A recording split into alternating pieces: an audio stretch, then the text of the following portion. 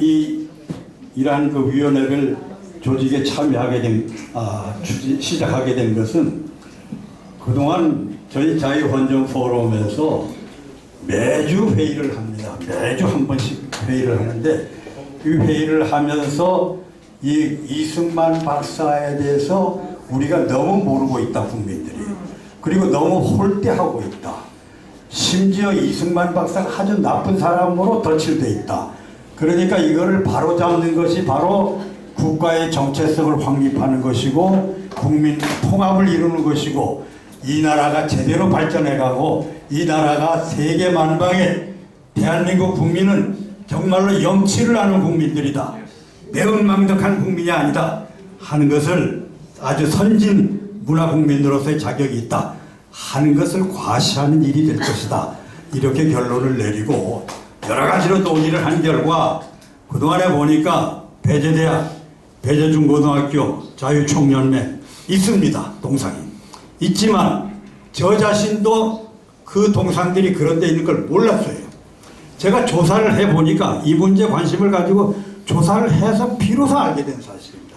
이게 아무도 모릅니다. 그래서 대한민국의 중심지 광화문 광장 세종로 사거리에다가 이승만 박사, 건국대 총령 이승만 박사의 동상을 세우고 매일 지나가면서 이 박사에 대해서 감사의식을 표시하고 그리고 그렇게 해야만 나라가 제대로 선다고 생각을 합니다. 여러분들 자유헌정 포럼 회원이고 이 자리에 나오시는 분이라면 다 애국심이 출중하시고 아주 사상이 뚜렷하신 분들이기 때문에 누구나 그 추진위원회에 참여하실 수 있습니다. 모두 참여해 주시기 바랍니다. 제가 이제 국가보훈처장이 되면서 작년에 5월 13일 날 이제 됐는데 꼭 우리 이제 선배님들 한 분 한 분의 그 어떤 그 영향력이 아주 특별하기 때문에 이거 하나는 한두 가지는 꼭 이렇게 리마인드 좀 시켜 드리면 좋을 것 같습니다. 우리나라 이제 국가 원래 아시다시피 옛날에는 이게 원호처였습니다. 제가 지금은 국가보훈부 장관인데 원래는 원호처입니다. 근데 원호처가 1984년도에 국가보훈처로 이름을 바꿨습니다. 이 바꾼 게 상당히 저는 의미가 있다고 봅니다. 그리고 이제 이번에는 국가보훈부로 승격이 됐는데 이 원호라는 게 말 그대로 도와준다라는 뜻이지 않습니까? 도와준다. 근데 찾아보니까 일본에 이제 무슨 원호 무슨 법이 있습니다. 그 법에서 네이밍을 이제 차용을 해서 우리도 원호처로 했는데 그 원호라는 것은 말 그대로 도와준다. 그러니까 도움을 받는 사람들이 제가 원호 대상자입니다.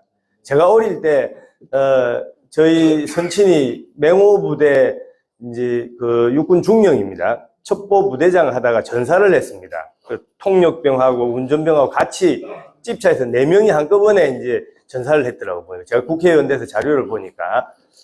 제가 어릴 때 원호 대상자인데 제가 솔직한 느낌은 이제 학교 교실에 이렇게 있으면 선생님들이 그때 호구조사를 합니다. 뭐 집에 텔레비 있는 사람 손들어라, 뭐 선풍기 있는 사람 손들어라 하면서 마지막에 꼭 물어봅니다. 원호 대상자 손들어라 하면은 제가 어디 꼭 그때 느낌이 숨고 싶은 느낌이었습니다. 부끄러운, 죄를 진 것도 아닌데 부끄러운 느낌.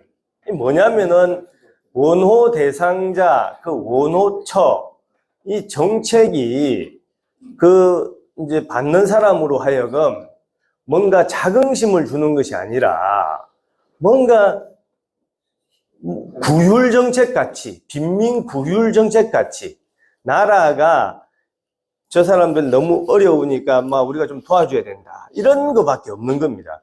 그런데 이제 아시다시피 1983년도에 아웅산 사건이 터졌지 않습니까? 그 당시에 뭐 제가 정확하게는 그걸 확인을 안 해봤습니다만은 서석준 그 당시에 이제 돌아가신 부총리인지 김재익 수석인지 두 분 뭐 중에 한 분 이제 사모님이 이제 전화를 했답니다. 청와대에. 뭐냐면은 그 전까지는 남편이 저 대통령을 이제 그 모시고 이렇게 했는데 갑자기 이제 그걸 당하고 우리 관에서 뭐 행안부 같은 데서 이제 이렇게 쪽지가 왔답니다. 홍길동 이제 이름 해가지고 홍길동 원호 대상자 귀하 이렇게 와. 그래서 그분이 너무 마음에 상처를 입었답니다. 어제까지 이렇게 하다가 갑자기 내가 하루아침에 원호 대상자가 되었구나. 그래서 너무 그 상처를 받아서 청와대에 이제 이야기를 해서 이럴 수가 있느냐. 그렇게 해서 이제 법률 검토를 해보니까 이게 잘못되었다 해서 이제 국가보훈처로 그 당시에 바뀐 겁니다. 법이 그렇게 84년도에 바뀌었는데 저는 상당히 큰 그 어떤 컨셉이 그 철학, 필로소피라고 하는 그게 거기서 질적으로 바뀌었다. 뭐냐면은 나라가 희생하고 헌신한 분들에 대해서 뭔가 못 사니까 우리가 좀 도와줘야 된다. 이런 차원이 아니라 이것은 국가의 책무로서 이분들을 우리가 받들어 모셔야 된다. 이 개념이 이제 보훈에 있는 거 아니겠습니까? 그래서, 지금 뭐 보훈부로 이번에 많이 도와주신 덕분에 성격이 되었습니다만은 정말 이런 그 생각들이 단순히 도와주는 것이에요. 상위 군인들, 누구 또 뭐 옛날 독립지사 하신 분들 어려우면은 아이고 불쌍하다 도와준다. 이 차원이 아니죠. 이것은 복지의 차원이 아니라 국가의 그냥 존재 이유, 가장 기본적인 책무로서 당연히 최고로 예우해야 될 분들이다. 이렇게 한 번 더 리마인드 해주시면 좋겠고. 네. 이제 두 번째 꼭 제가 여러분들 또 아까 또 한 번 더 강조하는데 제가 이런 말씀 드리는 것은 여러분들 한 분 한 분이 워낙 이 영향력이 있으시기 때문에 아주 간단한 거지만은 이제 보훈하면은 저는 제가 강연에 가면은 대학생들이나 누구 가면은 물어봅니다. 국가보훈부 하면 떠오르는 이미지가 뭡니까? 여기도 제가 뭐 시간만 있으면 좀 여쭤보고 싶습니다만은 많은 분들이 국가보훈부 하면은 이제 국립묘지에서 묵념하는 게 떠오른다. 이렇게 생각하는 분들이 저는 상당히 많다는 걸 제가 들었습니다. 아마 맞을 겁니다. 국립묘지 묵념하는 거. 쉽게 말해서 그 묵념하고 이제 묘지 또 묵념 이거는 이제 순전히 저 혼자만의 생각입니다. 제가 혼자 국가보훈처장 또 보훈부 장관으로 그걸 하면서 늘 생각하는 게 이게 과연 어떤 묘지에 가서 뭐 저희 아버지도 제가 국립묘지에 있기 때문에 50년 매년 가지 않습니까?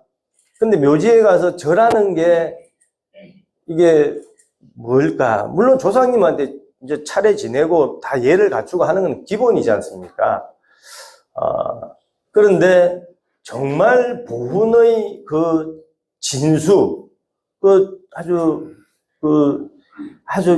정수리에 있는 그 가치는 제가 볼 때는 이거는 단순히 과거에 대한 어떤 추념으로 그치는 것은 아닐 것이다. 그렇게 하면은 그냥 그것은 단순한 묘지죠. 개인이 자기 조상님한테 단순히 제사 지내는 거죠. 그럼 우리 예를 들어서 국립묘지 같은 거 서울 국립현충원이 이제 70년 만에 국방부에서 제가 이 국가보훈부로 옵니다.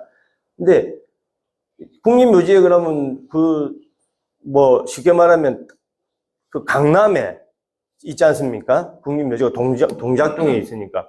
동작동 국립묘지에 강남에 땅 한 평이 얼마나 비쌉니까? 아니 그럼 수십만 평, 150만 평방미터인데 50만 평이 넘는 그 귀한 땅에 단순히 공동묘지 하려고 저렇게 해놓은 것일까? 아니라는 거죠, 저는. 아까 과거에 대한 우리 나라를 위해서 희생하고 헌신한 분들 가서 묵념하는 것은 기본입니다. 그렇지만 거기에 진정한 의미는 거기 가서 정말 대한민국이 어떻게 해서 만들어졌고 또 어떻게 여태까지 와서 우리가 어디에 서 있고 또 어디로 가야 되느냐, 이런 거 우리 국민들이 또 특히 그 젊은 우리 세대들이 느끼게 하려고, 그래서 대한민국에 대한 어떤 소속감을 우리가 더 다지도록 하기 위해서 있는 거 아니겠습니까? 그렇지 않으면은 그 귀한 땅을 뭐하러 거기 그래서 제가 이제 저는 국방부에서 그동안 서울 현충을 가지고 있었는데 보니까 국민들이 잘 안 갑니다. 일단 자기 부모 누구 할아버지 그런 분들 특별하게 누가 계신 분들 아닌 이상은 잘 안 가더라고요. 이거는 아니다. 우리나라 국민들이 미국에 여행을 가면은 알링턴 묘지는 많이 갑니다. 정작 대한민국 국립현충원에 안 가면은 그것은 그 수십만 평 둔 값어치가 없는 것이죠. 그래서 이 보훈도 마찬가지로 보훈의 진정한 의미는 단순히 과거에 대한 어떤 기억과 추모에, 뭐 더 쉽게 말하면 제사 지내는데 거기에 그치는 것이 아니라 진정한 의미는 우리 미래에 우리 대한민국이 잘 살고 정말 번영하려면은 탱크 만들고 반도체 만들고 뭐 무슨 복지 잘하고 뭐 이런 거 다 중요하지만 어떻게 보면 우리 미래 번영의 가장 튼튼한 기초, 이것이 보훈이다. 이 미래 번영의, 그래서 제가 이거 영어로 뭐 저는 영어 잘 씁니다만 하면은 그냥 important, 아주 중요한 이게 아니라 아주 사활적인, 대한민국 번영하는데 사활적인 바이털한 이 가치다. 그래서 이 튼튼한 기초가 없으면 그 위에 뭐 탱크 만들고 뭐 미사일도 만들고 또 반도체도 만들고 자동차 만들고 다 잘 만들어 봤자 그것은 우리 보통 하는 말로 사상 누각이 아니냐. 옛날에 뭐 그 혁명하던 사람들 중에 레닌이 그랬다고 하지 않습니까? 저기 이렇게 잘 해도 그 자기들 입장에서 이념이 튼튼하지 않으면 그것은 상대방의 손에, 적들의 손에 그 과실을 줄 수밖에 없다. 그래서 저는 요즘 뭐 언론에 보면은 윤석열 대통령이 지금 뭐 먹고 살기도 바쁜데 자꾸 이념 강조하고 이념 전쟁하고 뭐 이렇게 하는데 뭐 그렇게 비판적으로 많이 말씀하시는 분들이 계신데, 윤석열 대통령이 말씀하는 그 이념이라는 게 이념하면 우리는 학교 다닐 때 뭐 데모하고 이데올로기다 해서 좀 무겁게 들리지 않습니까? 그 이념이라는 게 그때 대통령 말씀 워딩의 이념이라는 것은 그런 뭐 철학자들이 뭐 이데올로기 하는 것이 아니라 그야말로 아까 말씀드린 어떤 방향의 문제, 방향성의 문제. 그래서 그것은 뭐 어느 대통령이든 어느 정부든 또 어느 나라든 가장 중요하게 쉽게 말해서 다지고 또 지켜나가야 될 가치인 것이죠. 그것을 저는 어렵게 생각할 필요가 없다라고 봅니다. 한때 그 대통령께서 국무회의 때 이런 이제 여담을 저는 상당히 와닿았습니다. 뭐 이제 축구를 한다, 골프를 친다. 뭐 우리나라 이제 잘하는 분들이 많은데 아무리 이 실력이 좋고 뭐 골프를 치면은 멀리 보내는 뭐 300m를 보내는 사람이다. 뭐 또 축구를 하면 손흥민 같이 뭐 축구를 잘하는 사람이 있는데 골프도 마찬가지로 방향이 잘못되면은 그 아웃이 되지 않습니까? 아무리 300m 날려도 오비가 되지 않습니까? 축구도 손흥민처럼 그렇게 축구를 잘하는데 골대를 앞으로 차야 되는데 자기 골대로 차면 자살골이 되지 않습니까? 그래서 방향이 중요한 거죠. 이 방향의 문제에 대해서는 그래서 우리가 항상 중요하게 그걸 가야 된다라고 한 번 더 말씀을 드리고 싶고, 이제 제가 마무리하면서 최근에 이제 뭐 혹시 언론 같은데 뭐 많이 났기 때문에 약간 제가 해명성 내지는 그 한번 그래도 짚고 넘어가면서 이제 나머지 시간은 여러분들이 혹시 질문 주시면 좋을 것 같습니다. 요즘에 제가 이제 광주 그 정률성 공원이라고 그 부분에 대해서 제가 문제 제기를 했습니다. 지금도 진행 중입니다. 자, 그래서 지금 이제 원래 강기정 시장하고 국회에서 제가 상임위도 같이 해서 잘 압니다. 라고 해서 좀 이제 추석 때까지는 좀 기다리고 있는데, 저는 그 정률성 공원을 제가 문제 제기를 한 것은 이것이 무슨 뭐 좌파다, 우파다, 보수다, 진보다 이런 차원의 문제 제기가 아닙니다. 그러나 아까 말씀드린 것처럼 우리 대한민국에서 우리 헌법을 존중하는 그 우리 대한민국 국민이라면 누구나 동의할 수 있는 가치죠.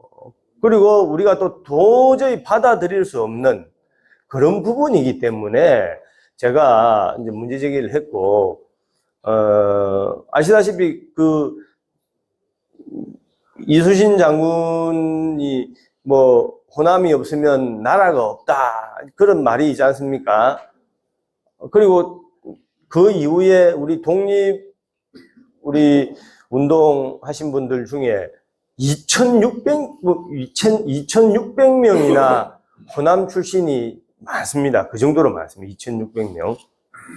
그리고 또 6.25 전쟁 때나 이럴 때도 학도병이 제일 많이 그 집결을 해서 일개 대대를 만든 데가 순천입니다. 6.25 전쟁 때 많은 분들이 거기 출신 분들이 경찰관, 군인들 또 학도병들이 희생하고 자기 일생을 몸을 바친 것이죠. 또 뭐 5.18 민주화 운동, 그것도 이제 저는 민주화의 상징이라고 생각을 하는데 마찬가지 아니겠습니까? 그러니까 우리 보훈부 입장에서는 독립, 호국, 민주화의 그 정신이 오롯이 남아있는 대표적인 지역이 호남이고 광주입니다. 그런데 얼마나 그러면 예우하고 우리가 배우고 받들어 모셔야 될 분이 많겠습니까, 거기에. 굳이 그런 분들을 다 이렇게 하고 돈을 수십억도 더 되더라고 보니까, 이때까지 쓴 거 보니까. 그런 국민의 혈세를 들여서, 그렇게, 우리 대한민국의 자유민주주의의 적이었던 사람을 그렇게 우리가, 뭐, 동상도 세우고, 뭐도 세우고, 공원도 만들고 우리는 정말, 이거는 참, 자존심의 문제를 넘어서 정말 거꾸로 가는 것이죠. 그래서 제가 그거는 뭐, 누가 뭐라고 해도 이건 도저히 받아들일 수 없는 것이기 때문에 제가 정률성 공원에서 지금 이제 정률성 공원 그거를 뭐 어떤 사람들은 뭐 색깔론이다 뭐다 하고 왜 특정한 지역을 뭐 고립시키려고 하냐는데 정말 천부당 만부당한 이야기죠. 할 말이 없으면 그런 식으로 반격을 합니다. 할 말이 없으면. 그래서 제가 말했지 않습니까? 그때 국회에서 아니 뭐 철진한 색깔론 펴지 말라고 어떤 의원님이 이야기를 하는데 색깔론이라고 하는 것은 그런 메카시즘이라고 1950년대에 미국에서 그 횡행했던 그런 것은 아닌 사람한테 억지로 공산주의자라고 딱지를 붙이는 겁니다. 그게 색깔론이고 그게 메카시즘인데 정률성이 지금 인민군 공산주의자 아니라고 누가 이야기합니까? 다 그건 역사적인 확실한 팩트입니다. 그러니까 그 부분에 대해서는 아무도 이야기를 안 하지 않습니까?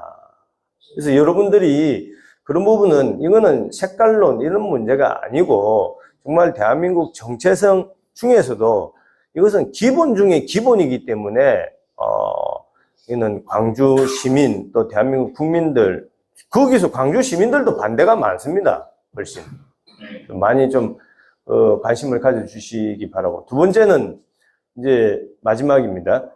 두 번째는 지난번에 제가 국회에서 뭐 상임위에서 일어나려고 하는데 또 우리 다 헌정 그 자유헌정 포럼 우리 분들이기 때문에 국회에서 일어나려고 하는데 어떤 또 의원님이 또 뭐 그걸 해서 제가 평소 생각하는 걸 이야기한 겁니다. 백선엽 장군은 이제 뭐 친일파다 하고 자꾸 이제 공격을 해서 그분이 그 당시에 나이가 1920년생입니다. 그럼 21, 2살. 우리 지금 계급을 하면 육군 소위 중입니다. 그분을 그 친일파라고 한다면 그러면 문재인 대통령의 아버지 그분 성함이 문용형 씨입니다. 보니까 그분도 1920년생. 또 그 당시에 흥남은 그 당시에 평양 뭐 흥남 뭐 2대 도시인가 그렇습니다. 우리나라에 엄청 우리나라에 그 지금 잘 나가는 그 도시에 농업계 그거를 하신 분인데 그분은 그럼 어떻게 보느냐? 그분은 그럼 친일파 아니냐? 그러니까 제 말은 우리가 기준을 똑같이 적용을 해야 된다 이런 이야기입니다. 근데 뭐 그걸 또 우리 문재인 대통령께서 또 가만히 계시다가 또 나중에 또 고소를 해서 저는 이거 대한민국 바로 세우는 과정에 제가 받아야 될 그런 고소 그런 독배라고 하면은 저는 영광으로 생각하겠다라고 제가 말을 했습니다. 지금 똑같은 생각입니다. 네. 그래서 이제 그 부분에 대해서 꼭 제가 말씀드리고 싶은 것은 이제 약간 이제 공부를 해보니까 우리나라에서 언제부턴가 참 잘못된 게 있는데 친일파 딱지 붙이기가 있습니다. 보니까 그냥 뭐 없으면은 친일파다 해가지고 공격하고 그 하는데 쑥 찾아보면은 뭐 이거는 완전히 정치적인 그냥 그 어떤 공격, 정치 공세에 불과하거나 또는 좀 더 나아가면은 그 뒤에 뭔가 이권적인 그런 게 또 많이 있습니다. 뭐 이렇게 뭐 위안부 사건이나 뭐 그런 데 많이 보지 않습니까? 보면은 그래서 저는 그 친일파 딱지 붙이는 거 그것도 정말 진짜 진부한 정말 철진한 그런 논리. 지금 대한민국 국민 중에 1945년 이후에 태어난 사람이 뭐 90%가 넘을 겁니다, 아마. 그리고 뭐 그 전에 태어나신 분들도 그때 45년 기준으로 하면 1살, 2살, 3살. 아니, 이미 그 시대가 아닌 분들이 대부분인데 뭐 아직도 친일파 하는 게 얼마나 어필할지. 요즘에 젊은 사람들 손들어서 외국 여행 어디 가려고 물어보면은 뭐 제일 넘버1, 넘버2가 오사카 저 도쿄라고 하지 않습니까? 지금 국민들한테 저는 정말 어필되지 않고 뭐 거기에 친일파에 대해서 쭉 그런 자료를 제가 뭐 여러분들이 우리 선배님들 더 많이 아시겠지만 제가 좀 스터디 해본 결과는 참 한심스럽다. 어떻게 예를 들면은 뭐 이승만 대통령 제가 이제 이승만 대통령 부분을 뭐 작년에 이제 문제 제기를 많이 떠들고 혼자 다녔는데 그때는 별로 반응이 없었는데 올해 바뀌면서 좀 반응이 많이 그거 돼서 저도 보람을 느끼는데 제가 이승만 대통령 또 백선엽 장군 또 박정희 대통령 근데 이 세 분의 공통점이 혹시 뭔지 아십니까? 이승만, 백선엽, 박정희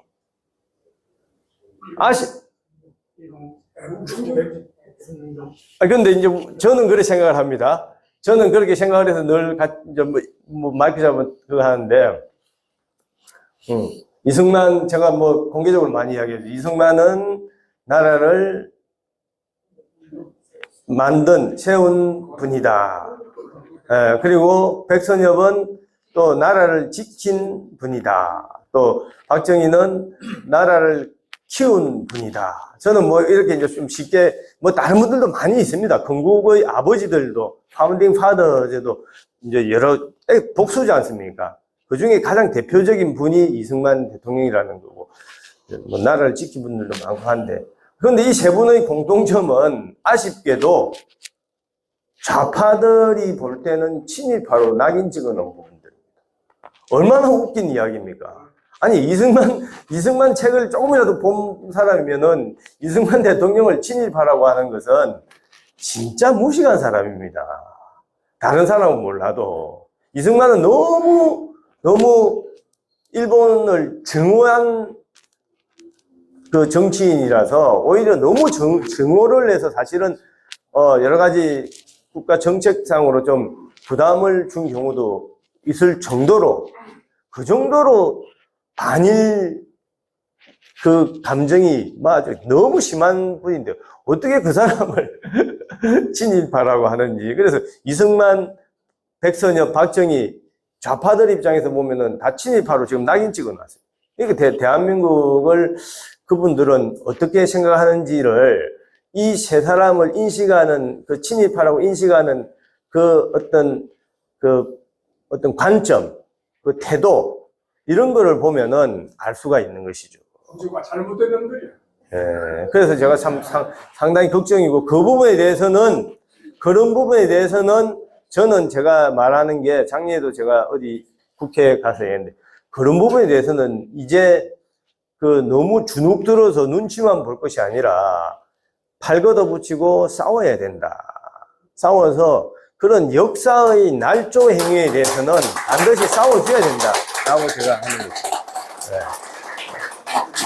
그동안에 우리 꼭 나누자면은 좀 좌파들은 아주 그런데 집요하고 부지런하고 집요하고 이런 데 어디 가면은 동상을 만들고 말뚝을 박아 놓습니다.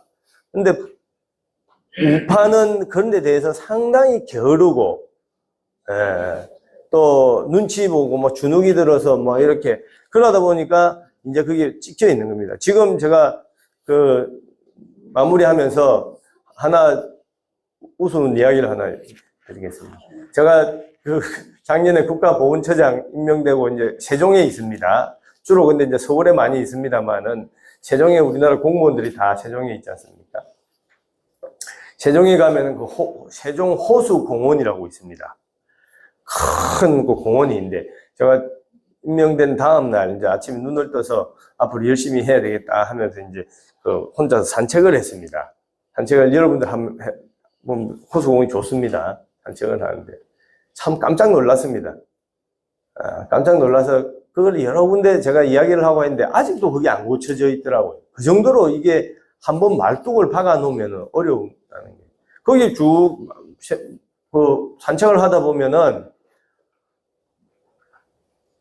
대한민국 국민주권 100년의 역사 해가지고 야외에 이렇게 표지판을 박아놨습니다. 그래서 설명을 해놨습니다. 사진도 붙여놓고 시도 붙여놓고 쭉 대한민국 역사 100년의 역사를 5단계로 딱 표기를 해놨어요. 제가 나중에 보니까 그거를 돈을 한 7억인가 들여서 예산을 들여서 세종신가거기서 해놨더라고요. 대한민국 국민주권 100년의 역사 5단계. 맨 처음에 3.1운동, 그 다음에 4.19. 그거는 우리 헌법에 있어서 저는 아무도 부정할 수 없죠. 그 다음에 이제 3.1운동, 4.19. 그 다음에 5.18. 5.18은 아직 우리 헌법에는 없지만은, 저는 또 그럴 수도 있겠다 싶고요. 그 다음부터가 문제입니다. 그 3단계, 4단계는 1987년입니까? 60항쟁을 해놨습니다. 60항쟁. 그리고 제일 가관인 것이 마지막입니다. 마지막에 뭐라고 해놓으면 촛불혁명이라고 해놨습니다. 아니, 그거를 국민들 혈세를 들여서 국가든 지방자치단체든지 간에 그 예산을 가지고 들여서 역사를, 대한민국 지난 100년의 역사, 국민주권 100년의 역사라는 것을, 국민주권이라는 것은 제가 법률가이기 때문에 이거는 상당히 중요한 의미입니다. 국민이 주인이라는 거지 않습니까? 그 100년의 역사의 그 마지막 하이라이트를 촛불혁명이라고 딱 적어놨다고. 얼마나 그 사람들이 역사를 그렇게 자기들 취향에 따라서 자기들 하고 싶은 대로 역사를, 이거는 날조행위죠. 참, 근데 이 지방자치단체의 여러 가지 정치적인 그런 그것 때문에 그걸 참 바꾸기가 쉽지가 않습니다. 나라가 참 저는 여러 가지 걱정이고, 그래서 어떻게 보면 더 이렇게 좀 마음을 다지고 또 뜻을 모아서 그거를 잘 또 싸우고 헤쳐나가야 되겠다 이런 생각을 하고 있습니다. 감사합니다. 저는 이상환이라고 합니다. 천안에 있는 독립기념관의 컨셉을 우리 정통 역사에 맞춰서 바꿔주셨으면 좋겠습니다. 그리고 두 번째로 안타까운 대한민국에는 보수도 진보도 없고 나라를 사랑하고 민족을 사랑하는 애국 시민들과 그리고 북한의 나라를 바치겠다고 하는 종북 주사파 빨갱이들밖에 없다고 생각을 합니다. 그래서 바라옵기는 역사 연구에 필적하는 게 아니라 그들을 능가할 수 있는 역사팀이 만들어졌으면 좋겠다. 교육에 대해서 특히 역사 교육을 통해서 대한민국의 정체성과 정통성을 찾아주십사. 그렇게 부탁을 드립니다. 감사합니다. 우리 장경호 의원님 오셨는데 장경호 의원님. 헌정의 장경호 전 의원입니다. 모처럼 바쁘신데도 이렇게 시간 내주신 박 장관께 감사를 드립니다. 궁금한 게 몇 가지 있어요. 지난번에 그 보훈 대상자를 이렇게 새로 발표하고 해마다 이러시는데 4.19 공로자회에서 본부에다 그 신청원 분이 여러 분 계시고 또 실제 전 고려대학교를 나왔습니다만 제가 또 현재 4월 혁명 고대 내가 회장을 맡고 있습니다. 여기 관련해 가지고 상당수의 분들이 제가 봐도 인정될 수 있는 분들이 추천이 됐는데 이상하게도 전혀 추천이 예상 외의 분들이 한 서너 분 정도 되신 것 같고 나머지는 거의 그 대상에서 올린 분들이 제외돼 버렸어요. 이거에 대한 걸 명확하게 좀 설명해 주실 필요가 있다 이렇게 생각이 되고 그 내년도의 계획은 어떠신지 그걸 좀 여쭙고 싶습니다. 그 다음에 제가 조금 아까 말씀드렸으나 제가 4월혁명 고대 회장인데 과거에 임의단체였습니다. 근데 이것이 공식으로 법인화돼 가지고 서울시로부터 법인 인가를 받아서 제가 지금 현재 법인 대표로 있는데 잘 아시겠지만은 4.19의 그 모태가 됐다 그러면 뭐 여러 가지가 있습니다만 4.18 고려대학교 학생 시위가 상당한 큰 그 원인이 됐다 이렇게 볼 수 있는데 그와 관련해서 그 행사 때마다 보훈부에다가 장관님을 좀 초청하려고 여러 번 시도를 했는데 그때마다 꼭 오신다고 그러다 안 오시고 이래요. 그래서 앞으로도 이런 문제에 관해서 좀 더 그 주의에 참모진도 그러시고 좀 한번 더 신중히 한번 생각해 주셨으면 하는 부탁의 말씀을 드립니다. 끝으로 오늘 이 보니까 헌정의 제 여러 가지 정책 토론에 가끔 제가 참석을 하는데 오늘 와서 보니까 헌정 회원보다 헌정 회원 아닌 분들이 훨씬 많아요.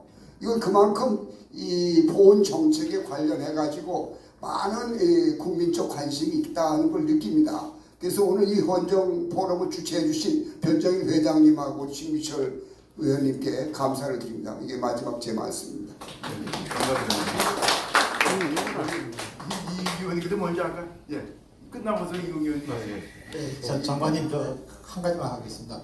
저 부산 지역구 장관님 지역구에서 올라왔습니다. 여기 지금 제가 질문 순서를 드리고 네, 있습니다. 저 강석천 목사고요. 요즘 반중운동을 하고 있는데 지금 광주에서 강기정 시장이 지금 계속해서 공사 진행을 한다든지 그 계속해서 정률성을 계속 일원화시켜서 우상화 시킨다고 그러면은 앞으로 어떻게 우리가 대처해야 되는지 그거 한 가지만 저 여쭙겠습니다. 예, 저 헌정회 회원입니다. 이희규인데요. 장관님 오늘 그 시간 내주셔서 감사드리고 한 가지만 좀 말씀드리면 우리나라 지금 국가 보훈 정책에 있어서 보훈 훈격 조정을 좀 하셔야 될 것 같습니다. 훈격. 제 짧은 생각을 말씀드리면 자, 나라 뺏겼을 때 찾으려고 했던 애국지사들이 1순위요. 그 다음 6.25 전쟁에 참전했던 사람들이 2순위야. 그 다음에는 세 번째는 예를 들어서 국가의 부름을 받아서 월남전에 참전했다든지 대간첩 작전에 참전했다가 돌아가신 분이라든지 뭐 이런 분들에 대한 훈격이 1순위, 2순위, 3순위 하는 식으로 이게 정해져야 되겠다. 그리고 국가 훈격이 지금 보면 개별 입법에 의해서 이 잘못되어 있다. 이런 것을 좀 고쳐주십사 하고요. 그 다음에 우리 박민식 장관님이 보훈 처장에서 이제 장관까지 되셨기 때문에 보훈 정책의 올바른 기준. 그래서 정권이 바뀔 때마다 보훈의 그 기준이 바뀌는 이러한 일이 없도록 이번에 아예 그 올바른 기준을 정하셔가지고 어떤 정권이 들어와도 흔들리지 않는 보훈 정책이 집행될 수 있도록 이것만 마련해 주시기 바랍니다. 이상입니다. 예. 예, 순서가 지금 여러분이 예, 김용기 김용기입니다. 한두 가지 질문을 하겠습니다. 헌법 80조에 보면 대통령은 법률이 정하는 바에 의하여 훈장 기타 영전을 수여한다 이렇게 되어 있습니다. 그리고 그거하고 관련해서 헌법 11조 2항에 보면 사회적인 특수기금 인정되지 않는다. 그리고 훈장 등의 영전은 본인에 한해서 해당되는 것이고 어떤 특권도 따르지 않는다 그런 게고 사망에 나와 있습니다. 그런데 현재 우리나라 이 보훈 행정에 보면 5.18 유공자의 경우에는 일대에 그치지 않고 그 아들까지 공무원 시험에 특전을 주고 있어요. 이게 사회적 특수계급을 만들고 있습니다. 그리고 거기에서 영전이나 그런 건 본인에게 해당된다 그런 건데 헌법에 위반된 그러한 이 규정들이 아닌가 그런 생각이 되기 때문에 그 부분에 대해서 한번 검토해 주시기 바랍니다. 왜냐하면 너무 과잉한 그 영전에 따른 특혜 같은 거는 곤란하다. 그러니까. 그 다음 또 하나는 4.19 민주혁명 이거는 헌법에 정해진 국시의 일부로 되어 있는데 4.19 민주혁명 이 규모로 보나 희생자로 보나 굉장히 큰 그 희생이 따른 그 대규모의 민주혁명이었어요. 그런데 4.19 혁명 유공자는 한 500명 내외도 안 됩니다, 현재. 그런데 광주 이 유공자는 한 5,000명 이상 되는 걸로 제가 들었어요. 그래서 이 4.19 혁명 유공자 심사하는 데 있어가지고 보훈처 직원들이 너무 까다롭게 해요. 뭐 그 당시 신문기사 가져오너라, 그 당시 사진 찍은 거 가져오너라, 뭐 이런 식으로 하는데 그 60-70년 전 그런 자료가 있을 수가 없습니다. 그래서 그 부분을 4.19 혁명 유공자를 심사함에 있어가지고는 좀 더 장관님이 적극적으로 그 지혜롭고 또 역사를 아는 그런 사람들을 보훈부에 배치를 해가지고 해야지 그 계장 과장들이 그걸 주물럭거려가지고는 안 되겠다 그런 생각입니다. 이상. 예, 감사합니다. 이gun기 의원님 다음에 김성재 의원님 하시고요. 저는 질문이라기보다 88년도부터 2000년까지 삼선의원을 원내 청구한 사람입니다. 이gun기라고 합니다. 아까 말씀하신 아웅산 사태, 죽은 부총리하고 서석준이하고 81년로부터 제가 기자협회장으로서 있으면서 친분을 쌓았어요. 그랬는데 그 아웅산에서 아까 돌아가신 두 분이 누군지 모르겠다. 두 분 다가 사모님들이 거기서 국가에서 돈을 주니까 그것을 국가에 헌납하니까 외무부 장관까지 전무가 자기들이 받지도 않고 헌납했어요. 그 이제 특히 서석준 장관이나 김재익 같은 경우는 대학교를 졸업하지 않았습니다. 독학입니다. 독학에서 행시를 해가지고 서수지가 제일 처음에 한 것은 70년대 후반부터 국무총실 행정조정실장, 행정조정실장을 해가지고 천재 중에 천재였어요. 그 얘기를 하나 드리고 끝으로 동작동 국군묘지 말씀을 하셨는데 이건 여담입니다. 동작동 국군묘지 자리가 풍수지리학상으로 여자의 자궁환이라고 합니다. 자궁형. 저자 남산에 올라가시면은 딱 그렇게 보인다고 그래요. 분수지리학자들이. 그런데 아주 희한한 게 중앙대학이 있지 않습니까? 거기 앞에. 중앙대학교 총장은 졸업생이나 총장은 제일 먼저 중앙대학교 안성는 것은 이명신 여자 총장이 적에 중앙대학교가 최고 발전을 했고요. 처음 국회의원 된 게 김옥선이에요. 여자로서. 중앙대학교에서 남녀 통틀어서 처음 국회의원 된 게 김옥선이에요. 그래서 그렇게 되는 것은 그 자리가 국립현충원 자리가 여자의 자궁형이다. 명당이다.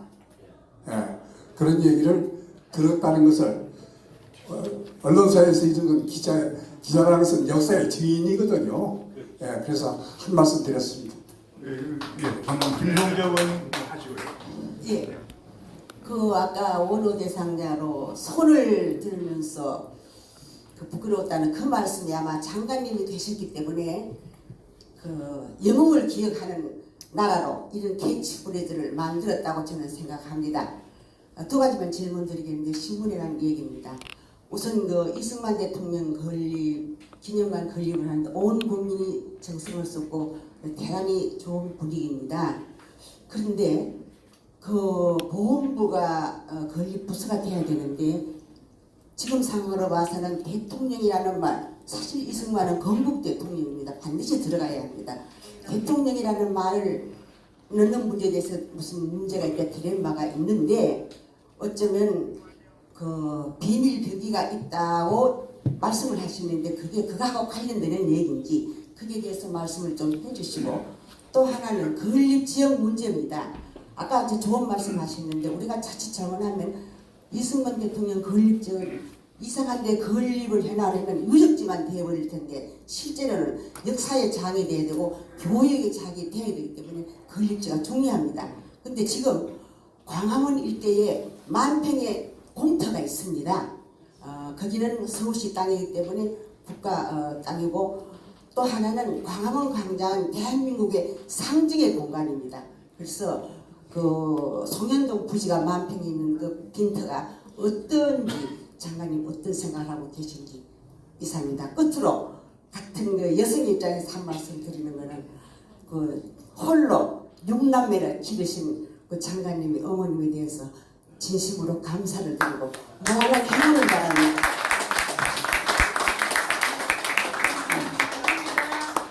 저는 그 명지대학교 전 교수 이정용입니다. 오늘 그 장관님 말씀에 전적으로 동의를 하면서요. 한 가지 제가 질문을 드리겠습니다.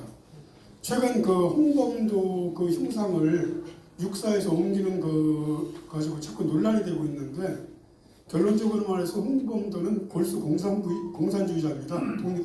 항일운동을 했어도 그런데 그동안에 그 보훈부에서 그 홍범도라든가 그 김원봉이 이동희 이런 골수 공산주의자들을 독립운동을 했다는 그 한 가지 이유만 가지고 건국훈장을 수여했습니다. 자, 이런 그 형태는 대한민국의 정체성과 절대로 부합되지 않습니다. 그래서 지금 장관님께서 보훈부 장관으로 이제 활동을 하고 계시니까 차제에 우리 대한민국의 정체성과 전혀 맞지 않는 오히려 대한민국 건국을 방해한 이런 골수 공산주의자들을 건국훈장에서 박탈을 하고 진짜로 건국훈장에 해당되는 분들을 찾아서 그분들에게 건국훈장을 수여를 해야 됩니다. 그래야지 대한민국의 정체성이 지켜지고 대한민국의 안보가 지켜집니다. 이상입니다.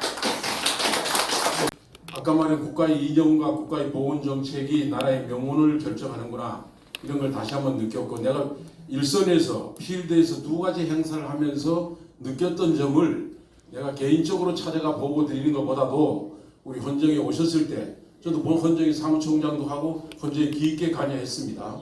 그런데 얼마 전에 내가 6월 30일 날 강릉에서 8사단 포구 경영들의 콜 히어로 호명 추모제를 했어요. 그걸 하면서 학생들하고 광범위하게 접촉을 해보니까 유교가 북침이다 하고 주장하는 그렇게 알고 있는 학생이 대다수인 거라.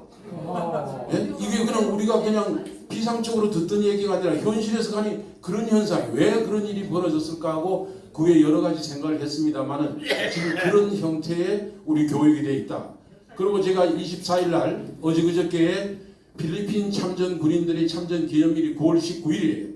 그네들이 9월 19일 날 부산항에 입항해서 낙동강 전선부터 올라가면서 미군에 배속돼서 전투를 하면서 448명의 희생자를 냈는데 필리핀 정부 대표단이 한 20명 와가지고 그래 국내에 있는 필리핀 커뮤니티 회원들이 100여 명 이상 와가지고 그리고 우리 내국인들이 한 500명 그래서 600~700명이 모여서 그 감사의 글을 했습니다. 그런데 이걸 집행하다 보니까 우리가 이제 제가 주창하는 운동은 콜 히어로라고 영웅을 불러서 추명하자는 그것이 약칭인데 오늘 시간이 없기 때문에 제가 계속하지 못하고 자료는 내가 이제 비서실을 통해서 할 테니까 한번 읽어봐 주시고 사실은 그날에 좀 우리 장관이 나오셨음 하고 내가 청했는데 또 다른 일정이 중복이 돼서 못 나오셨더라고요. 그래서 그 일본에서 온 필리핀에서 온 대표단을 김병준 사랑연맹 회장이 초청해서 아침 조찬으로 정부를 대표해서 환영을 해줬어요. 그래서 일단 격식은 갖췄는데 이걸 해보니까 이제 아까 모두에 제가 말씀드린 대로 학생들의 인식이 그 수준에 있다. 그러니까 이걸 바로잡아야 된다.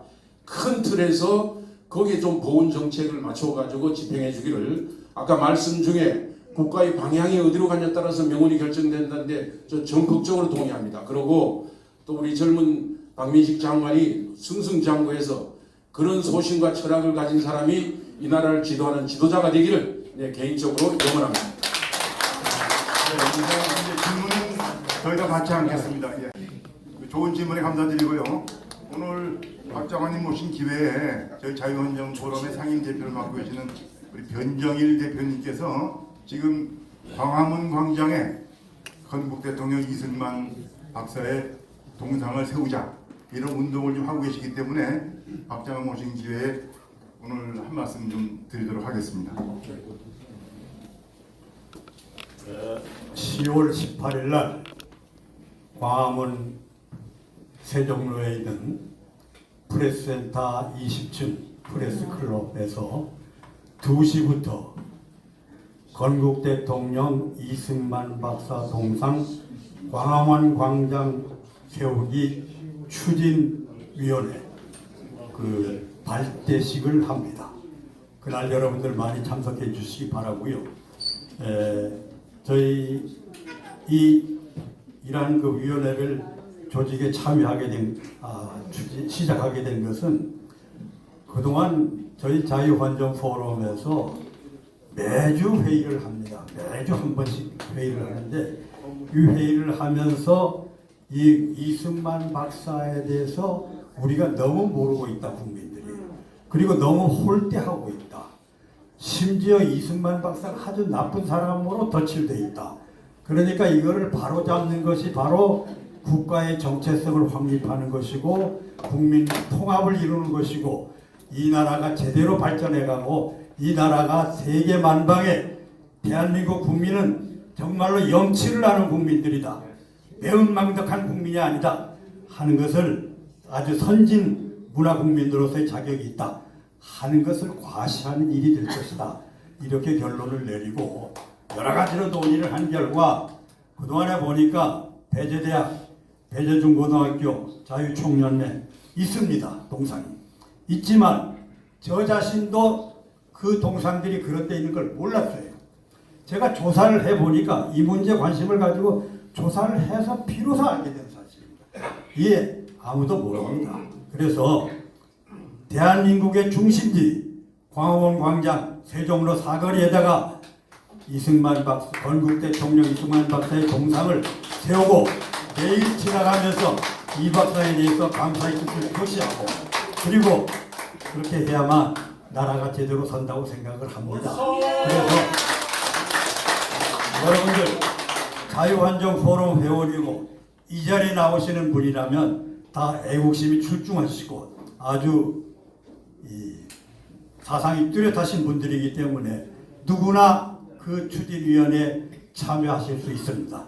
모두 참여해 주시기 바랍니다. 그리고 아울러 저 박 장관님께 질문에 겸해서 아까 이 말씀을 드린 겁니다. 저 그렇게 이해를 해주시고요. 그 점에 관해서 말씀을 좀 해주시고요. 그 이런 걱정을 하는 분들이 있어요. 굉장히 어려울 것이다. 좌파들이 얼마나 반대를 하겠느냐. 이런 걱정들을 하시는데 걱정을 하니까 걱정이 되니까 우리가 나서야 되는 겁니다. 그런 어려움이 있다고 해서 모두 주저앉아 있으면은 이승만 박사의 동상 100년이 가도 세워지지 않습니다. 그 다음에 거기다 세우면 지나가는 사람이 나쁜 생각을 가진 사람들이 거기다 페인트 칠을 하고 계란을 던지고 오물을 투척하고 하는 일이 있지 않겠느냐, 이런 걱정들을 하는 분들을 보았습니다. 그러나 그거는 기우라고 생각합니다. 오히려 외진데 있으면 그런 일을 당할 수가 있습니다. 그러나 광화문 광장 네거리에다 딱 세워놓으면 보는 사람들도 많고 해서 그런지 난 오히려 그런 일들이 이렇게 방지가 될 것이다. 이렇게 확신을 가지고 추진하고 있습니다. 감사합니다. 제가 쭉 보니까 15분이 질문을 해주셨습니다.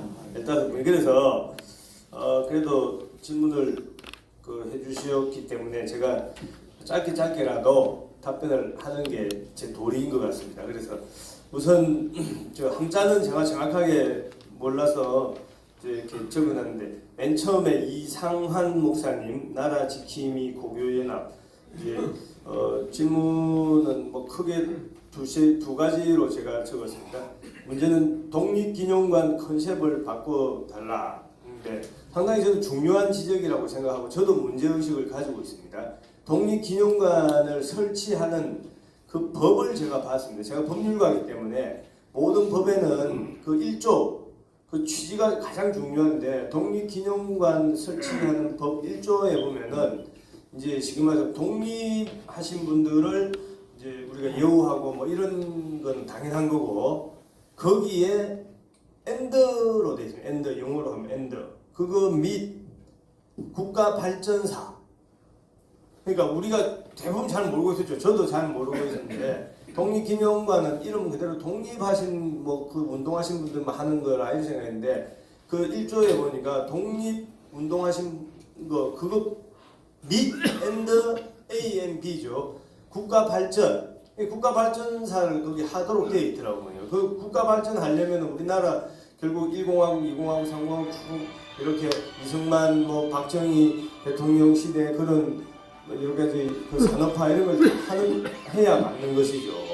그래서 그 독립기념관 컨셉을 바꿔야 되는 거는 저는 100% 공감이고, 아까 두 번째는 이제 교육 문제, 민족문제연구소 말씀을 해주셨는데, 제가 상당히 문제의식을 가지고 있습니다. 우리 나라 이 역사 최근에 특히 잘못 뒤틀리게 된 가장 그 주범이 저는 민족문제연구소 거기라고 봅니다. 거기서 중심이 되어서 보니까 친일 인명사전을 만들고 또 그 100년 전쟁이라는 유튜브 같은 걸 만들어서 뭘 많이 했던데, 그것이 역사적인 팩트에 맞으면은 그거는 어쩌겠습니까만은 아주 편향적으로 자기들 입맛대로 제가 했다는 그런 느낌을 저는 많이 가지고 있습니다. 그래서 그 부분에 맞서서 싸울 그런 좀 제대로 된 그런 그 교육 또 연구 이런 모임이나 또 단체가 좀 많이 있어야 되겠다는 생각이 들고, 우리 목사님께서 말씀을 주셨기 때문에 제가 나중에 우리 쪽으로 목사님이 생각하시는 독립기념관 컨셉 바꿔달라는 그걸 한번 보내주시면, 제가 지금 그걸 하고 있기 때문에 상당히 참고를 하겠습니다. 지금 독립기념관에 제가 최근에 한번 갔다 왔습니다. 가서 그 실무 모임을 하고 있기 때문에 하나 의견을 주시면은 제가 꼭 참고. 두 번째는 장경우 선배님 감사합니다. 4.19 이제 말씀을 해주셔서 4.19 뒤에 김용균 선배님도 말씀을 4.19 같이 대답이 될 수 있을지 모르겠습니다. 첫째는 이건 약간 이제 약간 비밀이라고 해야 됩니까? 아직 공개하기는 하지만은 우리 대선배님들 많이 계시기 때문에 제가 제가 약간 그것만 하면은 우선 첫째 4.19 거기에 우리 아까 장경호 선배님 말씀하신 그 범위가 어떨지는 모르지만은 상당히 많은 분들이 4.19의 공로자로 해야 되는데 이제 배제가 된 분들이 좀 있더라고 보니까. 그래서 그 이유는 이제 객관적인 증거가 없어서 이제 말밖에 없고 뭐 이렇게 객관적인 증거가 없어서 배제된 분들도 계시고, 또 한 분들은 한 20분 정도 됐는데 또 한 분들은 명명백백하게 이분들은 활동하신 분들이 많습니다. 맞는데 보니까 저기 한 20년 전에 그 정권이 바뀌면서 이제 그분들 중에 4.19에 참여는 했지만 그 이후에 뭐 쉽게 말해서 독재 정권에 뭐 장관을 했다, 국회의원을 했다, 뭐 이런 이유 때문에 이제 원천 배제된 분들이 있더라고요. 제가 깜짝 놀랐습니다. 그래서 그거는 좀 뭔가 기준이라는 게 뭔가 법률 또 어떤 원칙 이런 게 있어야 되는데 이것은 조금 자의적인 거 아니냐. 이래서 그 부분에 대해서는 지금 하여튼 좀 적극 검토를 하고 있어서 조만간에 아마 언론을 통해서 제가 발표를 할 생각입니다. 그 부분은 그렇게 해주시고, 아까 근데 그 4.19 참석하라는 그는 무슨 단체입니까? 지금 4.19 그 단체가 3개가 있고 그거 말고 다른 단체 말씀이세요? 4.5혁명 고대. 아, 4.5혁명 고대 하나 보내주시면은 제가 선배님 한번 이제 그다음에 그 성함을 아까 말씀만 듣고 적었습니다. 강석중 목사님. 강석정 목사님, 아까 어디 계십니까? 지금 어디 바빠서. 질문하고 가시는. 그래서 지금 전달 드릴게요. 예, 질문이 정률성 공원 강행시 어떻게 할 것이냐. 그래서 저는 아마 그 광주에서 그거를 그 강행을 못하리라고 기대를 하고 또 제가 희망을 하고 있습니다만은 만약에 이제 그런 조짐이 보이면 우리 지방자치법 184조하고 188조 또 24조에 중앙행정기관의 장이 취할 수 있는 조치가 있습니다. 그래서 그 부분에 대해서 지금 지방자치단체의 자율성이 있기 때문에 좀 저희들이 기다리고 있습니다. 그래서 그 부분에 대해서는 뭐 일단 기다리지만 마지막까지 그걸 강행을 할 때는 결코 자시할 수는 없다. 이것이 저희 지금 확실한 우리 정부 방침입니다. 그래서 이희규 의원, 예, 감사합니다 선배님. 예. 뭐 저도 100번 지당한 말씀인데 본격 조정을 해야 된다. 그리고 독립 호국 뭐 1등급, 2등급 그동안 이것이 다 개별 입법으로 되는 바람에 지금 이렇게 좀 중구난방이다. 보훈 정책의 올바른 기준을 정해야지 정권의 입맛에 따라 바뀌지 않도록 이렇게 해야 된다. 정말 100번 지당한 말씀인데 참 이 질문에 대해서 제가 드리고 싶은 말씀이 정말 많습니다. 시간만 있으면 한 1시간이라도 핵심은 뭐냐면은 아시다시피 나라에서 훈장을 준다 라는 것은 가장 중요한 일입니다. 아까 우리 선배님 김용준 선배님께서 우리 헌법 80조도 말씀하시고 11조도 말씀하시고 했는데 훈장을 주는 것은 그냥 장난으로 주는 게 아니지 않습니까? 훈장이라는 것은 그것은 그 공적이 있어야 되고 그리고 그 절차를 어떤 국가보훈부의 심사를 거치고 국무회의 심의를 거치고 또 발표를 하고 이런 그게 그래야 또 권위가 생기고 하는 거죠.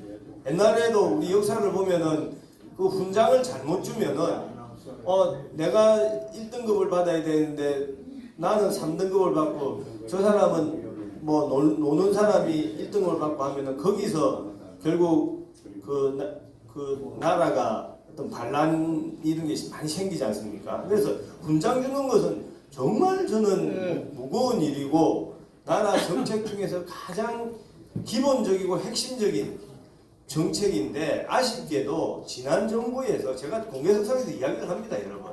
지난 정부에서 이 훈장 주는 거를 너무 저는 쉽게 생각했다고 봅니다. 그래서 그거를 지금 바르는 겁니다. 올바르게. 왜? 제가 예를 하나 들어보겠습니다. 제가 지금 국무위원이지 않습니까? 그러니까 제가 공개석상이기 때문에 잘못 말하면은 큰일 나죠. 그러니까 제가 책임을 지고 이야기를 하는 겁니다. 예를 들면은 지난 과거 정부 때 이제 뭐 어느 정부라고 제가 뭐 하여튼 노무현 정부 때 이런 일이 있었습니다. 우리나라 여운형 이제 그 해방 때 뭐 그분이 뭐 좌파다 우파다 뭐 하는 논란은 있지만 저는 역사학자가 아닙니다. 저는 국가보훈부 장관이기 때문에 어쨌든 근데 여운형 그분은 하여튼 어떻든 뭐 김대중 대통령까지 올 때까지 아쉽게도 뭐 그분들 입장에서는 아쉽게도 이 건국 훈장을 못 받았습니다. 못 받았는데 노무현 대통령 때 와서 2005년도에 이분에 대해서 건국 훈장 대통령장을 이제 주었습니다. 뭐 그거는 저는 뭐 거기에 대해서 제가 왈가왈부할 필요는 없습니다. 좋습니다. 그까지는 대통령장이라고 하는 것은 건국 훈장 중에서 5 등급이 있습니다.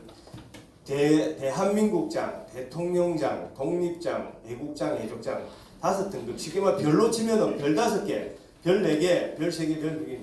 이제 이승만 대통령, 김구, 안중근, 윤봉길 이런 거는 별 5개입니다. 대한민국장.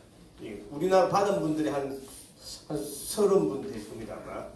그러고 이제 2번째 등급을 받은 거죠. 여운형 2005년도에. 그까지는 뭐 하여튼 그 정부에서 줬기 때문에 절차.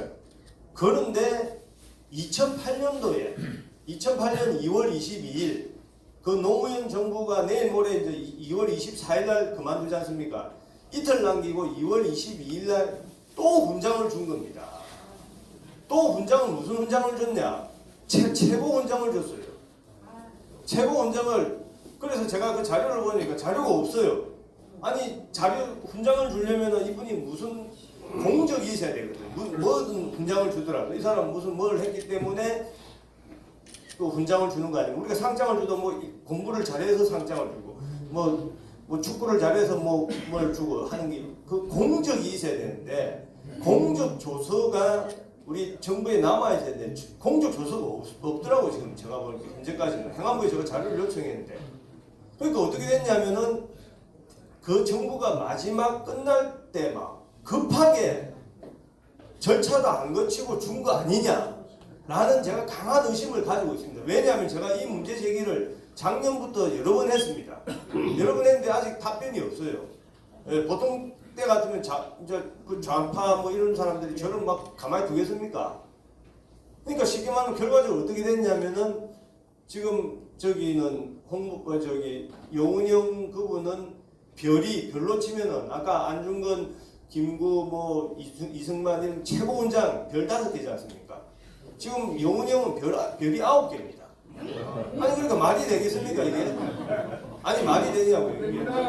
아니 우리 상훈법에 행안부에서 우리 상훈법에 딱 규정을 해놨습니다. 이중 서훈 금지, 중복해서 서훈을 주지 못하도록 금지가 돼 있는데 그 금지 규정조차도 사실상 어기고 훈장을 뭐 장난감 주듯이 재미로 주는지 뭐 2005년도에 안 주고 3년 있다가 다시 또 그것도 최고 훈장을 주죠. 자, 그런데 제가 왜 문제 핏대를 올리냐면 이런 것을 똑같이 또 했습니다. 그거를 지난 정부 문재인 정부 때 홍범도 그 지사에 대해서 했죠. 저는 아까 홍범도 말씀 많이 하는데 그거는 국방부 소관이라서 제가 뭐 공개석상에 말하기는 어렵습니다만은 어쨌든 1962년에 홍범도 장군에 대해서 대한민국 건국훈장 그분도 대통령장인가? 대통령장을 1962년도에 수여를 했습니다. 아까 말로 치면 별 4개짜리죠. 별 5개가 있고 별 4개짜리 주었습니다. 그런데 제가 이것도 작년부터 계속 문제제기를 했습니다. 이번 사태 때 문제제기를 한 것이 아니라 똑같이 문재인 대통령이 지시를 합니다.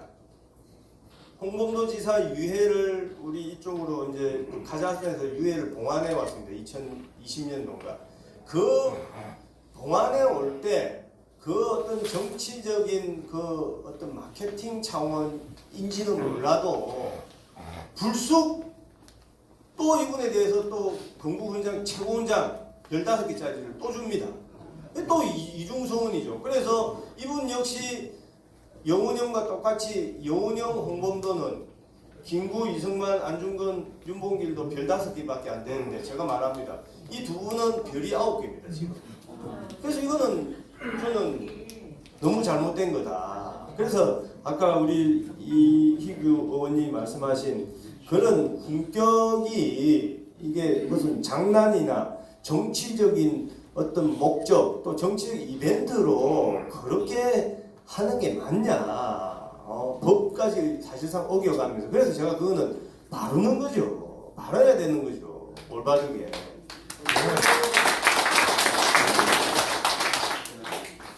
그 다음에 이제 그 김용균 아까 선배님이 이제 4.19 혁명 그러니까 본인에 해당하고 또 5.18 유공자는 5,000명이고 4.19 혁명은 이제 500명인데 제가 이 부분에 대해서도 상당히 문제의식을 가지고 있습니다.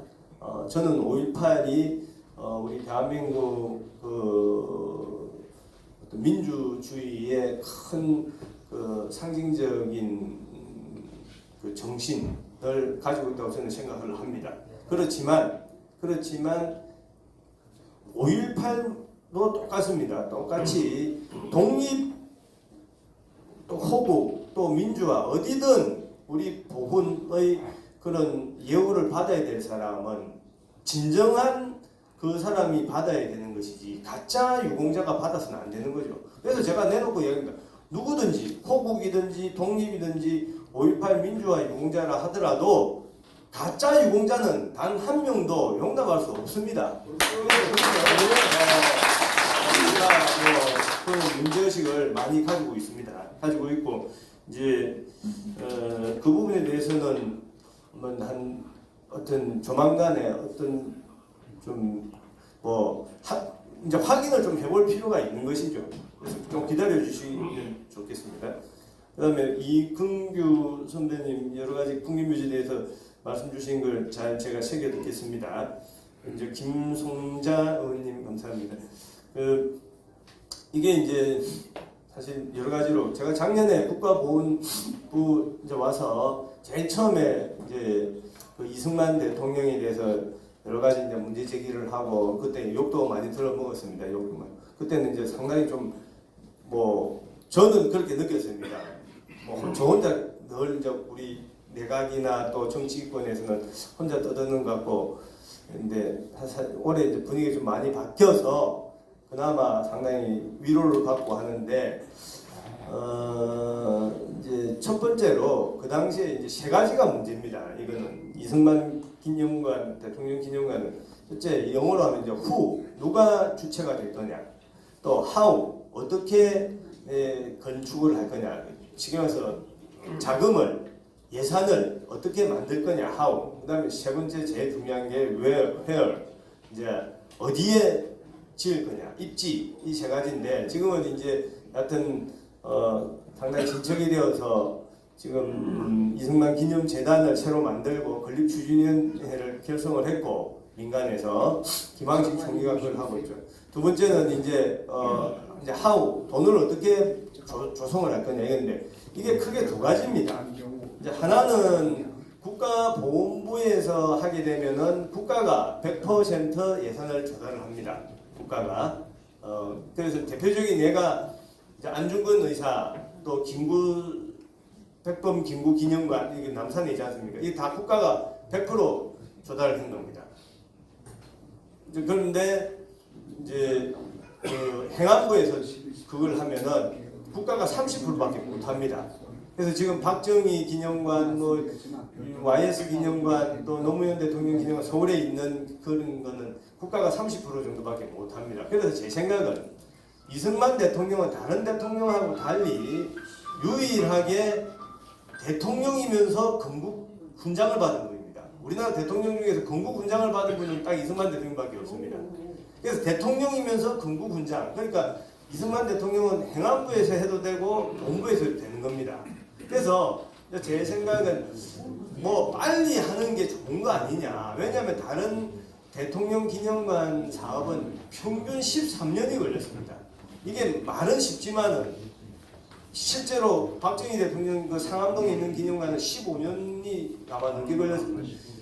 평균 13년이 걸렸기 때문에 또 세상이 또 어떻게 될지 모르기 때문에 저는 마음이 좀 급해서 빨리 어쨌든 해서 이제 하는 게 좋겠다 해서 제가 본부에서 좀 우리가 주관을 하는 아니 근데 이제 그렇게 해서 주장을 많이 했고 또 그렇게 하는 이유 중에 하나는 반대하시는 분들은 아니 그래도 대통령을 하신 분인데 어떻게 건국지사만 한 게 아니지 않냐.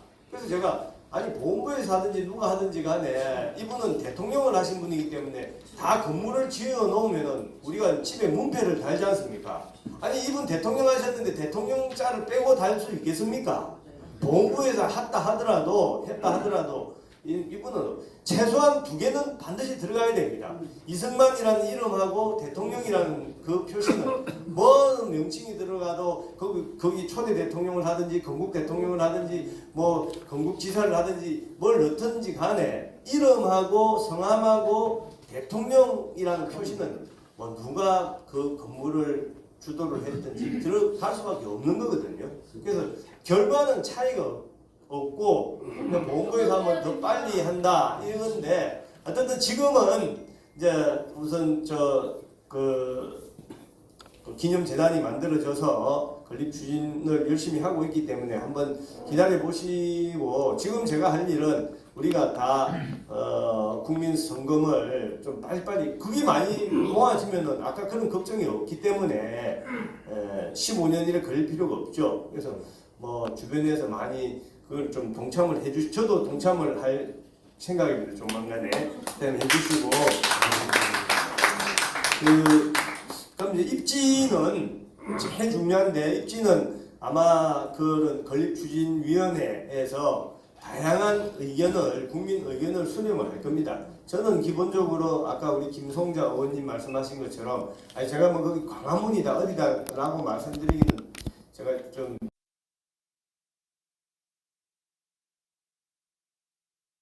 위한 그 어마어마한 그 큰 업적과 어떤 그 정치적인 우리 대한민국뿐만 아니라 국제적으로 가지고 있었던 그런 위상에 걸맞는 그런 규모는 되어야 되지 않냐. 그런 부산도 있잖아요. 그러니까 그런 생각을 합니다. 그런 너무 협소하면은 그런 거를 우리가 다 이렇게 담기가 어렵지 않냐라는 게. 그런데 이승만 광장이 원래 이름이. 그러니까 하여튼 그런 거는 한번 이제 생각을 해주시고 제가 그다음에 육사 그 호국 동지회 아까 박창 감사합니다. 그래서 국가보훈부 헌법을 지키는 그런 공무원의 정신, 역사를 연구하는 전문가 꼭 필요하다라고 말씀하셔서 제가 그걸 아주 무겁게 그렇게 정책에 반영하도록 하겠습니다. 그리고 이제 명지대학교 제가 한자를 잘 이정용 교수님, 이정용 교수님, 이제 홍범도 건국원장, 김원봉 건국원장, 이동희 건국원장, 대한민국 건국을 방해한 자에서 건국원장 박탈해야 된다. 이제 뭐 이 부분에 대해서는 제가 이 자리에서 말씀드리는 건 적절치 않을 것 같고 다만 팩트만 말씀드리면 김원봉은 그 훈장을 받은 적이 없습니다. 문재인 대통령이 그걸 주장을 많이 했습니다만은 그 당시에 국가보훈처죠. 거기서 그걸 안 시키면서 이걸 안 시켰습니다. 안 시켰고 두 분은 지금 건국훈장을 받은 것은 맞고 또 이 부분은 이제 또 아까 법적인 그 절차가 있고 또 역사학자들이 다양한 또 그런 역사학계나 이런 데서 어떤 새로운 자료나 이런 게 좀 발굴이 되어야 되고 근데 그 부분은 제가 현직 장관이기 때문에 말씀드리기가 좀 부적절하다는 걸 이해를 해주시고 또 근데 좀 반대로 또 말씀하신 분이 아까 근데 제가 성함을 못 정웅교 어디 소속이 경인매일 서울 취재본부장입니다. 예 이제 근데 정웅교 우리 경인매일 나중에 명함을 하나 주십시오. 저는 우리 저 선생님 말씀도 상당히 중요한 그런 좀 감안을 해야 된다고 봅니다. 뭐냐면은 지금 우리 윤석열 대통령 국정 운영에 오히려 부담되지 않냐 이런 취지인 것 같습니다. 상당히 많은 분들도 우리 방금 말씀하신 분 그런 생각을 하고 계시는데 하여튼 이 부분도 저는 제가 이렇게 답변을 하겠습니다. 우선 홍범도 장군이 62년도에 건국훈장을 받은 독립유공자인 것은 현재까지는 팩트입니다. 그 국가보훈부 장관이 그건 부정할 수 없고 이제 다만 아까 제가 그분이 건국훈장을 2번 받은 것, 2번째 받은 것은 절차적으로 제가 문제가 있다고 작년부터 주장하는 것이고 지금 이제 국방부에서 그 철거하니 하는 논란이 되어서 저는 상당히 아쉽게 생각을 합니다. 여러 가지 이제 좀 타이밍이 우리 국민 여론을 좀 수렴하는 그런 게 좀 미리 있었으면은 좀 훨씬 원만하게 됐을 텐데 하는 그런 좀 아쉬움이 있죠. 뭐냐면은 이제 그 국방부 장관이나 그쪽 이야기를 좀 들어보니까 뭐 또 이제 뭐냐면 어떤 건물이 어떤 동상이 있습니다. 예를 들어서 동상이 있는데 그 동상을 짓냐 마냐 이승만 대통령을 짓냐 마냐 하는 그것도 큰 쟁점이지만 또 하나 더 중요한 것이 어디에 그러면 설치를 할 거냐 이거지 않습니까? 예컨대 안중근 그 지사는 우리 독립운동사의 큰 별입니다. 절대 영웅이죠. 그럼 안중근 의사 동상 짓는다고 아무도 반대 누가 하겠습니까?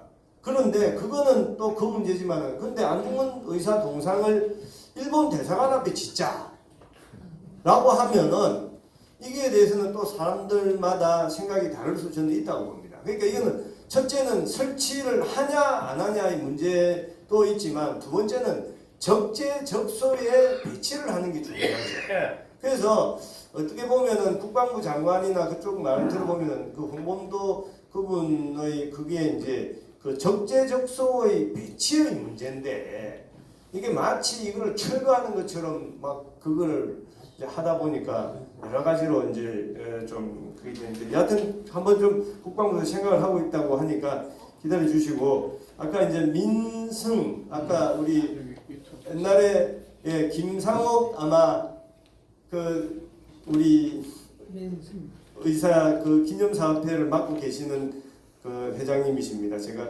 뵌 기억이 나는데 저도 그 우리 회장님 말씀에 상당 부분 공감을 합니다. 공감을 하고 제가 뭐 백선엽 장군만 한 게 아니고 백선엽 장군을 이제 한 것이고 며칠 전에 제가 김홍일 장군 거기도 갔습니다. 그래서 김홍일 장군도 정말 독립운동도 하시고 또 우리 6.25 때 우리나라도 지켜주시고 이런 분들이 많이 계시더라고요. 그래서 그런 분들 다 같이 하는 거죠. 아까 말씀드린 대로 대한민국을 만든 분들이 뭐 이승만 대통령만 있었겠습니까? 미국에도 뭐 조지 워싱턴도 있고 토마스 제퍼슨도 있고 뭐 여러 파운딩 파더즈라고 하지 않습니까? 우리 그 대한민국 만든데도 저는 많은 분들 특히 또 우리나라 지키는데도 백선엽 장군만 계신 게 아니고 이름 없는 무명용사들 또 일반 국민들이 많이 계셨습니다. 그 지게 부대라고 있지 않습니까? 누구 자기 이름도 없는데 지게 짊어지고 그 탄환도 운반하고 하는 분들이 많이 계신데 그래서 뱀 플리트 장군이가 누가 이 사람들 군 병사 10만 명이 한 역할을 했다라고 그렇게 칭송을 했는데 그런 우리가 기억해야 될 또 예우해야 될 영웅들이 저는 많이 있고 그분들 이름이 있는 분들 없는 분들 우리가 발굴하는 것이 국가보훈부의 책무라고 생각을 합니다. 이제 마지막으로 이제 남은 분이 그 황학수 의원님 저 가셨습니까? 예, 감사합니다. 아이고 제가 이거는 그 자료를 선생님 하나 보내주시면은 그 콜 히어로 이제 지난번에 이게 이제 영웅을 부른다라는 뜻 아니겠습니까? 그래서 지난번에 3월 26일 날 우리 대통령께서 서해 수호인 날 때 서해 수호하다가 전사한 용사 55명의 이름을 불렀습니다. 근데 많은 사람들이 옆에서 아니 대통령 행사 시간도 바쁜데 한 명, 두 명도 아니고 그 55명 이름을 한 명씩 부르는 게 그게 무슨 의미가 있냐 이렇게 이제 그 반대를 하는 분들도 계셨지만은 우리 보훈부가 좀 계속 주장을 해서 그 현장이 울음바다가 됐습니다. 진짜 대한민국 대통령이 그 아무도 기억해주지 않는 그 20살, 21살의 그 자기를 나라에 바친 그 사람, 그 병사들, 육군 1등병, 뭐 해군 2등병 이름 한 명씩 불러주면서 그 전부 그 사단장, 뭐 군단장, 육군 참모총장 전부 다 울었습니다. 그래서 저는 이런 우리 황학수 의원님 말씀하시는 그런 콜 히어로 이런 거는 아주 정말 동참하고 싶고 또 제가 김병준 사랑의 열매 회장님하고 각별한 그게 있는데 제가 전화를 한번 드리겠습니다. 감사하다고. 마지막으로 이제 우리 변정일 우리 이제 그 선배님 말씀하신 게 이제 이승만 대통령 동상 이제 광화문 건축 추진위원회 이제 뭐 제가 국가보훈부 장관이고 현 국무위원이기 때문에 이런 말씀 드리는 게 좀 적절한지는 모르겠습니다만은 대선배님들 앞이고 제가 이제 후배로서 제 개인 약간 그 희망도 있고 해서 마지막 요거를 답변하면서 마무리하는 게 좋을 것 같습니다. 저는 개인적으로는 절대 찬성입니다. 개인적으로 절대 찬성. 제가 맨 처음에 이승만 대통령 그 할 때 사실은 이승만 대통령 동상을 광화문에 설치를 해야 되겠다 이 생각을 너무 많이 했습니다. 많이 했고 진짜 광화문이라는 게 대한민국 그 중심인데 제가 오세훈 선배한테도 한번 좀 이야기를 할까 하는데 지금 세종대왕 그 또 이제 이수인 장군 어떻게 보면 다 우리 역사에 위대한 인물임에는 틀림이 없지만 외국에 제가 이제 이렇게 가보면 미국, 영국 뭐 어디 가보면 여러분들 다 보시다시피 너무 우리는 500년, 1000년 전의 분들로만 다 구성이 되어 있고 최근에 진짜 이 나라 우리하고 바로 역사적으로 연결되어 있는 그런 분들에 대해서는 너무 좀 야망하다. 그런 생각. 일본만 해도 일본 보면 뭐 일본 돈 화폐나 이런 데 누가 있는지 한번 필리핀, 일본인데 보면은 다 최근에 나라를 세우고 또 대통령 하신 분들이 많이 계시거든요. 그래서 저는 기본적으로 우리 변정일 의원님 말씀하시는 그 이승만 대통령 동상, 이거는 이제 기념은 아니고 동상을 광화문에 설치한 데 대해서 대찬성이고 또 여기에 제가 어떤 문제의식을 가지고 있냐면은 이 동상이란 것은 단순한 건축물이 아닙니다. 어떻게 보면은 그 나라의 어떤 정체성을 징표하는 그 어떤 정신을 거기에 우리가 두는 거지 않습니까? 그런데 우리나라에 지금 우리나라 잘못 가고 있다 제일 반증이 제가 생각할 때는 우리나라에 제일 많은 동상이 뭔지 아십니까 혹시? 외국에 가면은 뭐 조지 워싱턴이다 링컨 동상 뭐 많이 있는데 우리나라에 제일 많은 동상은 소녀상입니다. 근데 소녀상이라는 걸 제가 유심히 보면은 아까 제가 말한 세종그 호수에도 있습니다. 유심히 보면은 평화의 소녀상 그 좋습니다. 그 소녀상을 통해서 평화의 우리 교훈을 얻고자 하는 건 좋지만 솔직히 말해서 그 백스토리를 보면은 그것은 우리나라 힘없고 나라 빼앗겼을 때 우리의 여성들이 치욕을 당한 거 아닙니까? 아니 그게 그렇게 떳떳하고 자랑 뭐 할 만한 거라면은 방방곡곡에 뭐 100개 200개를 지어도 좋지만은 그게 어떻게 그래서 그걸 나중에 보면은 어디 신문에 보면은 그걸 소녀상을 짓는 사람은 딱 한 사람이라고 하대 부부가 어떻게 보면 자기들 무슨 뭐 비즈니스 아닌가 싶기도 하고, 그래서 그런 것을 짓지 말라는 것이 아니라 뭐 그런 건 몇 개 이렇게 하는 것이고, 오히려 진짜 이승만 대통령이다, 박정희 대통령이다, 또 우리 아까 김홍일 장군이다, 백선엽 장군이다, 뭐 또 독립운동 안중근, 우리가 진짜 우리 후세들이 아무도 부정할 수 없는 그런 위대한 어떤 대한민국을 만들고 키운 분들, 그 많은 분들 우리가 끝까지 기억하고 또 존중하고 예우할 수 있도록 그렇게 제가 국가보훈부 장관으로 열심히 하겠습니다. 감사합니다.